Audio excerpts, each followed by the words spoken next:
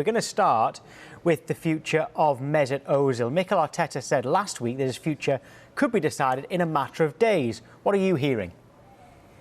Hello, first of all, thanks for having me. Always big pleasure to be here with you. And about Mesut Ozil, we are in the key days. I think in 2 or 3 days we will understand more. I think tonight he's not going to announce his next club in his question and answer on Twitter, but we expect the final decision in 2 or 3 days, just because Fenerbahce are pushing to sign him. Also, DC United in the MLS made a bid to Mesut Ozil, but he wants to hear from Fenerbahce. He wants to find agreement with Fenerbahce. So also Arsenal and Fenerbahce are trying to understand about the salary of the player, but he is one of the players who needs to leave Arsenal right now, as Socrates Papastatopoulos too. So it's important for Arsenal to sell players right now to sign new ones in the next weeks. It'll be interesting to keep an eye on Mesut Ozil's Twitter Q&A tonight. You mentioned players there, Fabrizio, that might need to leave Arsenal. Is one of those Eddie Nketiah? You were tweeting about his future last night. Surely Arsenal won't allow him to leave?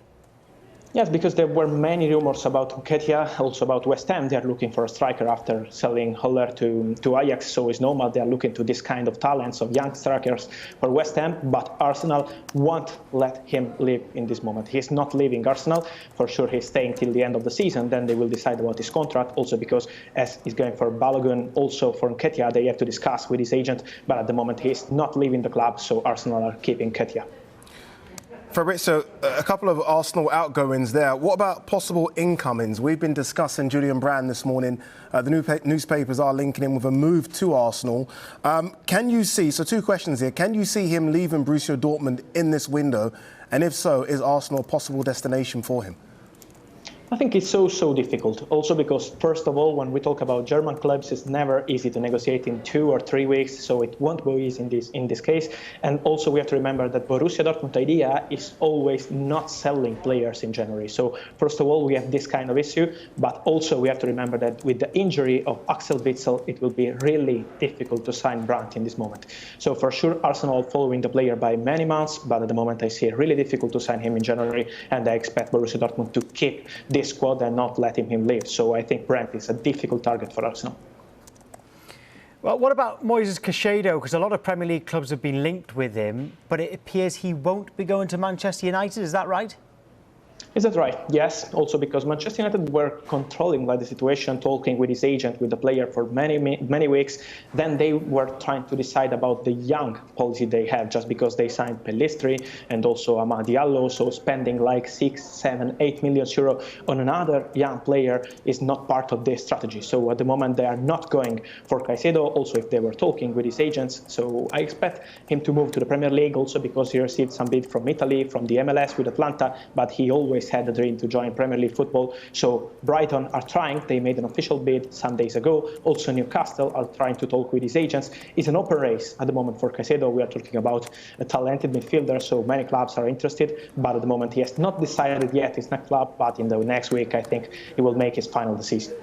All right, going back to Manchester United, talking about how they won't be signing him, but could some Manchester United players be leaving in this window? Yes, I think yes. We have to remember about the situation of Fosu Mensah, also because the player doesn't want to extend his contract. So at the moment he's negotiating with Bayer Leverkusen to go in the Bundesliga, and the agreement is really close. I'm told some minutes ago, also confirmed about people around the player. So I think Fosu Mensah will leave immediately Manchester United to join Bayer Leverkusen. We have to keep an eye also on the situation of Sergio Romero and Marcos Rojo. They are not going to extend their contract with Manchester United. So that's why many clubs are going to try to understand if they can leave immediately or also as a free agent next summer. So yes, Manchester United are working to sell players, and then we will see if they have some opportunities to bring on new players. Fabrizio, I want to switch to Liverpool now. Liverpool have their injuries at centre-back. We know that Gomez and Virgil van Dijk are long-term injuries. Matip has had his injuries this season as well. Do you think Jurgen Klopp will bring in a centre-back? He's spoken about maybe not doing it this transfer window. You are the transfer guru. I know you know Fabrizio. Do you expect him to bring a centre-back in the January transfer window? It's so difficult. I think that Jurgen Klopp has been so honest when he said these sentences about the market, and not always managers are honest on transfers when they talk about transfers, but Jurgen Klopp was honest. Also because they are looking for opportunities. If something will arrive, they will be ready to sign a new player. But spending like 60 or 70 million euro for players like Upamecano or this kind of centre-back is absolutely impossible in this window for Liverpool. So if they will have a good opportunity, they would think about it in the next weeks. If not, I'm sure that Liverpool will stay with this squad. They will plan to extend the contract of Virgil van Dijk. You were mentioning about his injury, but they are planning with him for the future. So this year they will open negotiation to extend his contract, and then next summer they will go for something new, also in defence. Now, one story that caught my eye was the return of Maicon. Age is no barrier for him. He's not going to be playing in Serie A. Tell us where he's going. It's a crazy story. Just because he's going in the 4th division of Italian football, he's joining Sona, a small city, a small club close to Verona in the north of Italy. And he decided to join also because he is with his son playing with this club. He's so young, obviously 15, and with Maicon wants to play with his son in this club. So it's an amazing transfer news. We weren't expecting this just because Maicon was playing in Brazil, like at the end of his career. He was amazing here in Italy with Inter and also in Premier League with Manchester City. So we are talking about one of the best right backs we have ever seen in football here in Italy, and he's back, and we will see in this 4th division how will be his level, but for sure interesting transfer news this week. Yeah, I'm sure he will shine. Right, Fabrizio, we've touched on a lot there, right? Tell us a bit about you, though. We call you Mr. Transfers. Over 2 million followers on Twitter, and everybody wants to hear, including me, what you have to say. What is the secret?